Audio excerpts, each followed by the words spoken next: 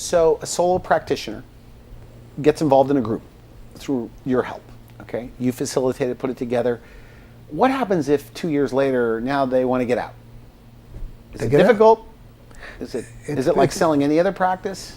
It depends on the contract that they signed. So some contracts are a little more arduous than others. There's always an escape clause. Okay. There's always a backdoor clause.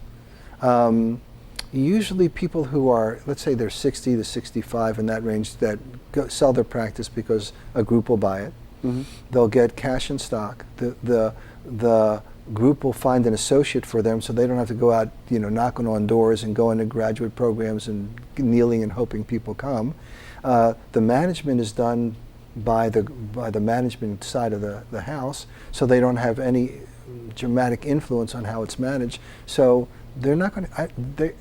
They may complain about working in a group. People do. People complain, okay. But they're not going anywhere. Tell me this.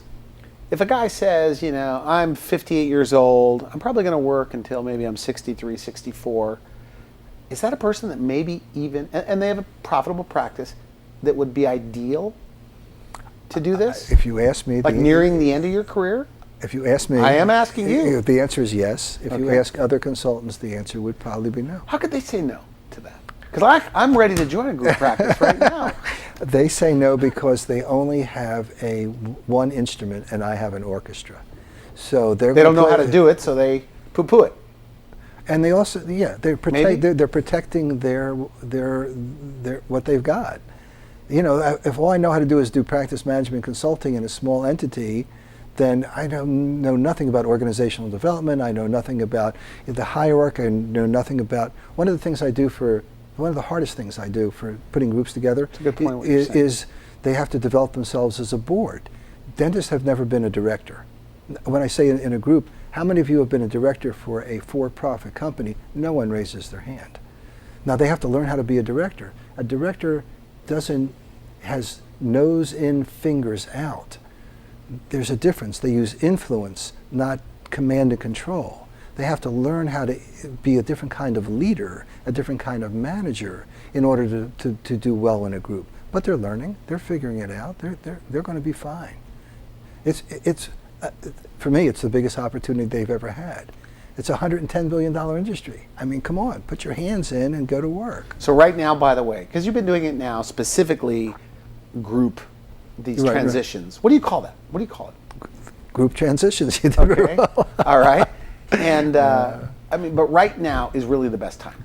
I think there's a 3-year window before the major groups begin to become so ubiquitous that they're everywhere. Clear Choice, 35 locations now? This is just... I'm not sure, but yeah. Well, they're big. Well, Aspen, Heartland, Pacific, Affordable. I mean, the big ones are continuously growing, absorbing 50 to 100 practices a year. They're moving out. Well, this is very interesting what you're saying. Because let's just suppose, okay, so like a company like Clear Choice is in town, right? Yeah. Or someone else. And a lot of doctors say, well, we're just going to deal with them. But they need to realize that, hey, what are we going to do about it? Right. What are we going to do about it? We're just going to sit around and complain about them. Well, complaint produces no results. Yeah. Interesting. So complaint produces no action.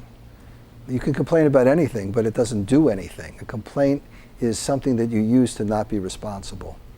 And so one of the things that dentists have to realize is they're responsible for the way the industry is going. They need to speak up, they need to step up, they need to lead, they need to take things on themselves and stop pointing the finger over there and point it over here and say, what are we going to do about this? So if they're committed to dentistry and the health care and the oral care that they say and the good dentistry that they say, I mean, they are, right now there's a lot of dentists that are victims.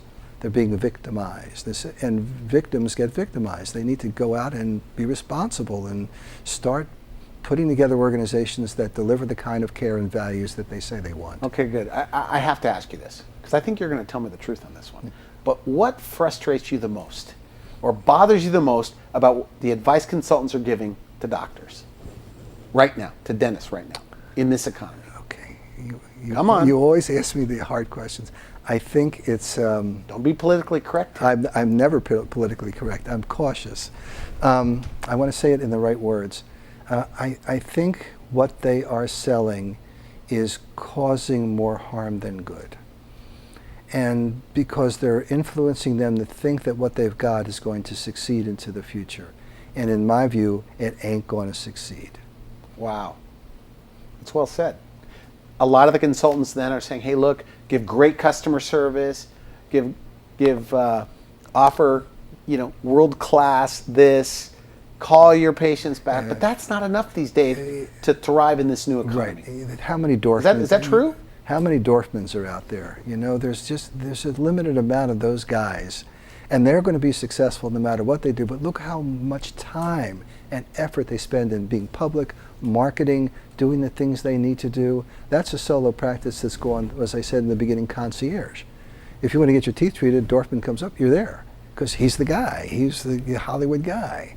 But how many guys who are working in small towns or rural areas or even in suburban areas or even urban areas that aren't those guys? What are they going to do? And that's the majority of dentists.